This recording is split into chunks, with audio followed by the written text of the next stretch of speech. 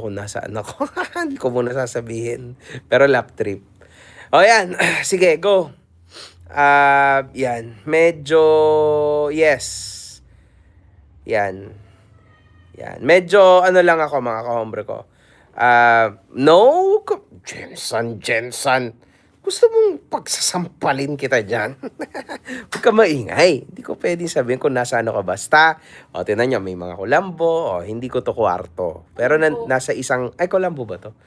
Nasa isang hotel ako, mga kahombre ko. Pero hindi ko pwede sabihin kung saang syudad kasi, syempre may mga pa sikreto muna, alam nyo, may mga surprises dyan. So, relax, man. Shh, huwag kayo maingay. Hindi to. Pa-shoutout muna, Kuya MG, solid kahombre here. Sabi ni JR Hamsi, after ng arraignment namin ni Norman. So, meron ho kaming hearing sa Lunes sa Parañaque. Pero, no need. No point na pumunta kayo. Wag na. Kasi arraignment ho yun. So, doon niya sasabihin kung guilty ba siya or not guilty. So, he must be there or else, mabe-bench warrant siya. So, kailangan niyang pumunta dyan. Be safe, MG. Baka balikan ka. Sabi ni Lian Akis. Okay? Thank you naman. Basta, hulaan nyo na lang kung nasaan ako ngayon. Yan. Maganda ang aking ano. Paano ko ba ikot to? Ito. Di ba? May kulambo. Ay, kulambo ba yan? Basta kung ano man tawag dyan. Pucha, nagiging Norman na ako. Gusto nyo ba, iyabang ko yung De, joke lang. Anyway, let's move forward. Hindi ho ito Sheraton, mga kamara. Nasa probinsya ako. Nasa isang probinsya ako na maganda. Ganito yan, mga kahombre ko. Nakita natin na nag-change siya all of a sudden. Diba? Yang pagbabago ni Norman, actually, naisip ko na yan.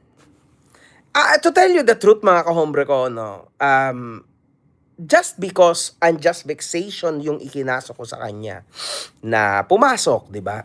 So, sa totoo lang, I was expecting na mga after 1 day or 2 days, ano na siya, labas na siya, 'di ba? Kasi una sa lahat 120k lang naman ng bail, 'di ba?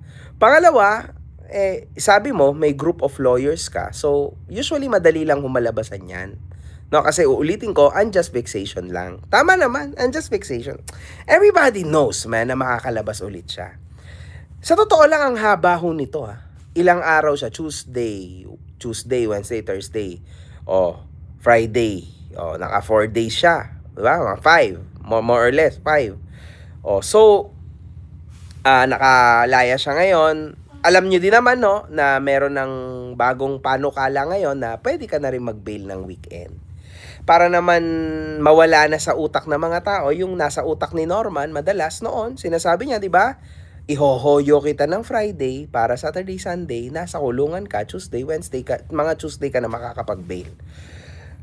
Now, mga kahombre ko, wala na yon. Meron ng memorandum na bago. Okay? Nabasa ko yan. No problem. I understand. Process ho yan. Due process. Wala tayong magagawa dyan.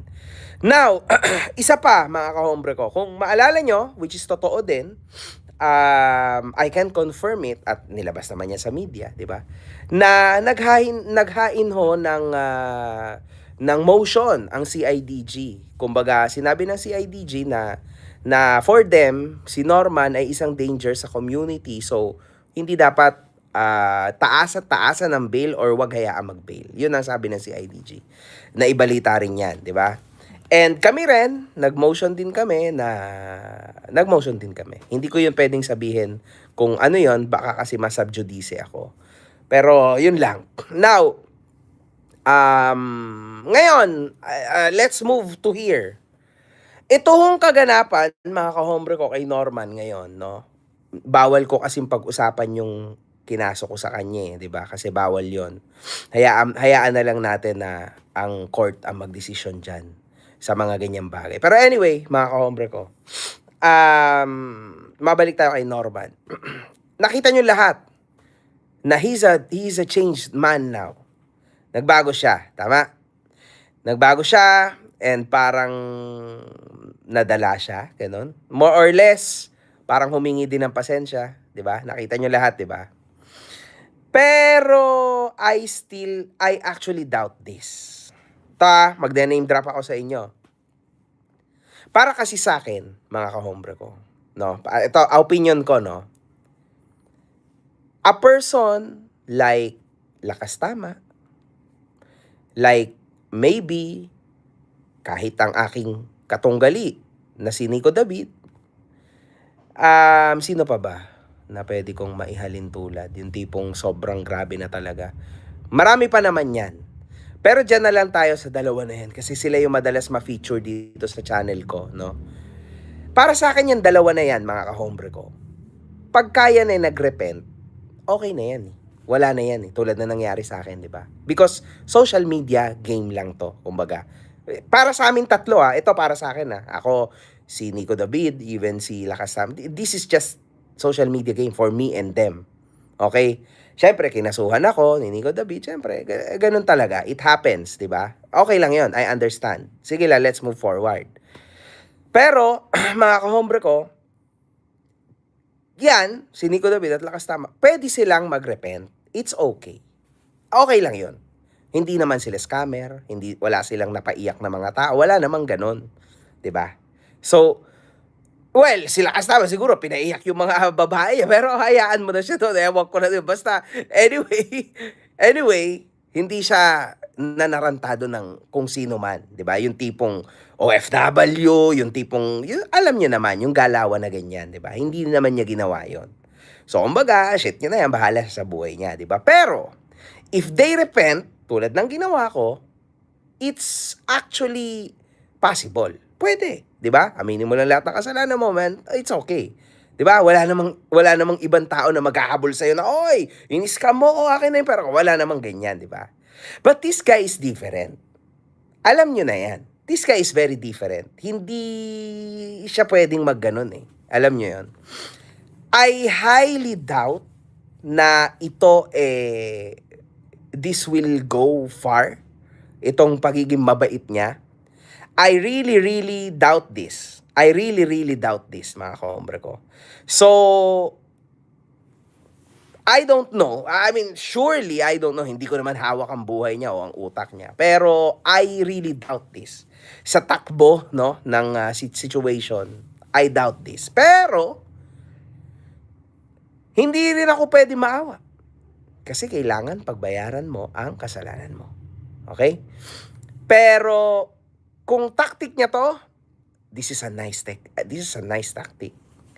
Ang gandang strategy nito. Kasi ito yung right time para magpaawa siya, para maibalik niya ang kanyang humanitarian.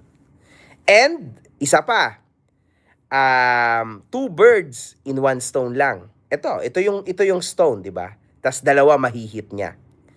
Yung simpatsya ng tao at humanitarian. Well, tatlo pala. Tatlo mahihit niya. Pangatlo, finally, malalakdawan niya ng mga haters niya. Pag nangyari na yon, dadami na naman ang susuporta sa kanya, marami na namang iiyak later. So, yun. Yun lang, mga kahombre ko. So, para sa akin, no? Para sa akin, it's still too early. So, but, I don't know. Doon lang ako sa part na yon sa ngayon, no. Pero natawa ko sa comeback niya. Meron na naman siyang nadali. Alam niyo, low-key talaga. Ito talaga, dinedebunk niya yung sarili niya. Isipin niyo yun. Pinipilit na ni Senator Raffy na lumayo. Basta hindi ako. Wala na. Ayaw ko nang mag-comment dito. Puta, inilagay pa si Idol Raffy sa pangalan. Inilagay, maraming salamat kay Senator kasi pinagtanggol mo. Oh my God. Norman, grabe ka naman. Ayaw na nga na tao ma-affiliate sa'yo. Huwag ka na maingay dyan, ha? Huwag ka na maingay dyan. Walang iya ka. Grabe ka naman. Ano ba sinasabi mo? Shh, huwag ka na maingay. Ba't ka pa nagpasalamat, ha? Huwag ka na maingay. Maraming taong di nakakaalam na meron ng memorandum na meron ng memorandum na puwede ka ng mag-bail ng weekend. Oh, mamaya niyan ma-affiliate pa sa'yo si Sen. Raffy dahil sa kalokohan mo na 'yan. Huwag ka ng maingay. Wala na sigurado wala naman 'yan obviously mga kahombre ko, this is just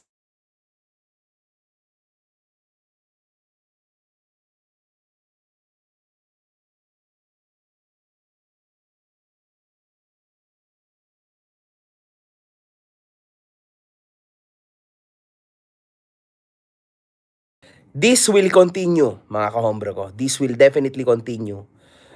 Hindi natin 'to titigilan. Kasi still man, kahit humingi na siya ng pasensya sa lahat ng kanyang ano sabi niya? "Sorry sa lahat ng na-offend ko," sabi niya. So most probably, Sa lahat daw. oo, no audio. Ay naku, nawala na ang audio. Sige, bye-bye. Wait lang.